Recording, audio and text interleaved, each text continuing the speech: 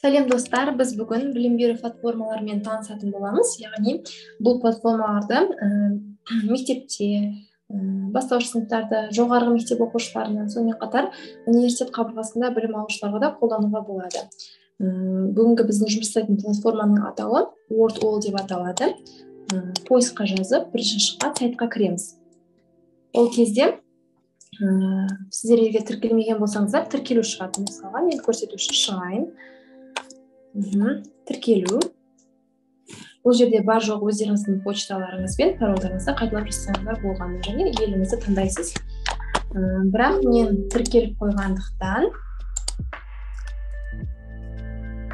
бар жоқ почтамен парольімді жаздым, кіріп кете беремін. Осы уақытқа дейін жасаған тапсырмалардың барлығы бұл жерде сақталып тұрады. Мысалға, біреусін көрсетейін. Жыл мезгілдерінің ерекшелігі қандай? Бастаймыз. Айналдырамыз. Яғни бұл жерде музыка, түрлі түс барлығы оқушылардың назарын өзіне аударады. Ағаштар бүршік атып, жапырақтары жайқалатын қай мезгіл? Яғни бала жауап береді. Мысалға, көктем деп бала дұрыс жауап берсе, бұл сұрақты алып тастаймыз. Дәл осылай тағы да айналдыра беруге болады. Және де бұл платформаның тағы да бір ерекшелігі, бір құрған тапсырманы бірнеше түрде бере беруге болады. Яғни баланың іші пыспайды. Бір тапсырманы қайталап бере берудің орнына оның ойнау әдісін өзгертуге болады. Мысалға, случайные карты. Осы жерде шығып тұрған шаблондарды таңдай бересіздер. Бастаймыз. Ашамыз. Яғни сұрақ беріледі бізге. Қай мезгілде өсімдіктерге жылу мен қоректік заттар жетіспейді? Дәл осылай келесі ағаштар бүршік атып, жапырақтар жайқалатын қай мезгілде осылай ашып көре беруге болады. Яғни осы сияқты барлық тапсырманың түрлерін өзгертіп қарай беруге болады. Келесі, енді біз өзіміз тапсырма құрастырамыз. Ол үшін создать занятие деген басамыз. Қалаған өздеріңізге ұнайтын шаблонды таңдап алып, тапсырманы құрастырамыз. Мысалға, викторинаны алайық. Бір жылда неше жыл мезгілі бар? Жыл мезгілі бар. Осындай сұрақ қояйық. Енді оның жауаптарын сөз түрінде жасауға болады. Мысалға, 5, немесе 4. Біздің жауабымыз дұрыс қой, сондықтан галочканы белгілейміз. Және 8 дейік. Яғни, бұл жерде суреттер қоюға болады. Сонымен қатар балалардың қызығушылығын арттыру үшін. Және тура өзімізге қайта кіріп, сурет іздеп, оны тартып отырғаннан гөрі дәл интернеттен алып қоя салуға болады.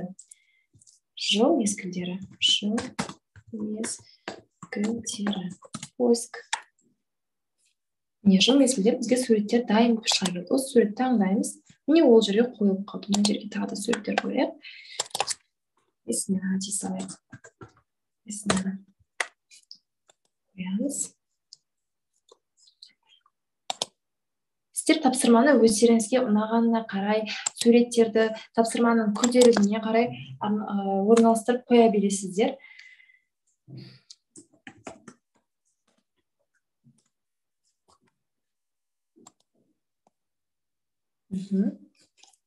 Және добавить вопрос. Дәл осылай тағы да сұрақ қоямыз. Тағы бір сұрақ қойып көрейік. Бір жылда неше ай бар? Бір жылда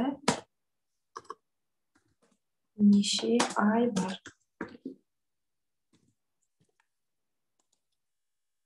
10 ай бар, 11 ай бар, 12 ай бар. Дәл осылай қоя саламыз.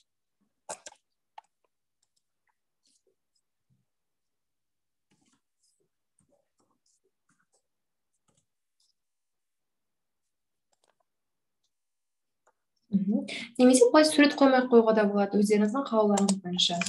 Яғни, тек қана 2 сұрақ емес, бірнеше сұрақ құрастыруға болады. Мен көрсету үшін тек 2 сұрақ қана құрастырдым. Сақтаймыз жұмысымызды.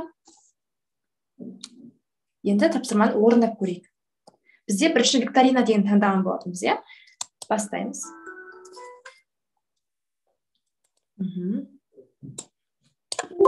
бір жылда неше жыл мезгілі бар? 4. Дұрыс. Келесі сұрақ. Бір жылда неше ай бар? 12 ай бар.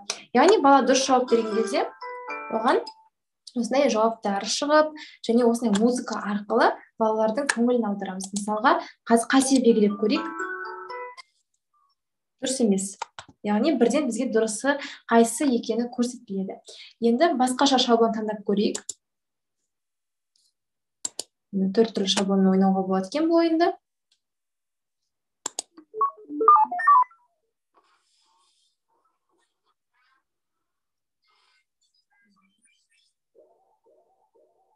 Бір жылда неше жыл мезгілі бар? Енді осы жауапқа жету үшін біз мына ойынды жүргіземіз. Ой, қате кетіп қалдық. Біздікі дұрыс емес. Яғни қайтадан. 4. Есігіне кірейік.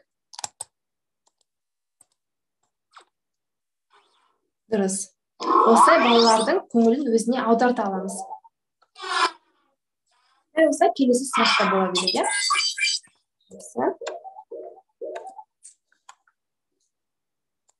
Откройте поле дейді. Осылай ойындарды ойнай береміз. Және бұл ойынмен бөлісуге болады. Ол үшін поделиться батырмасын басамыз. Мезгілдерді қисайық.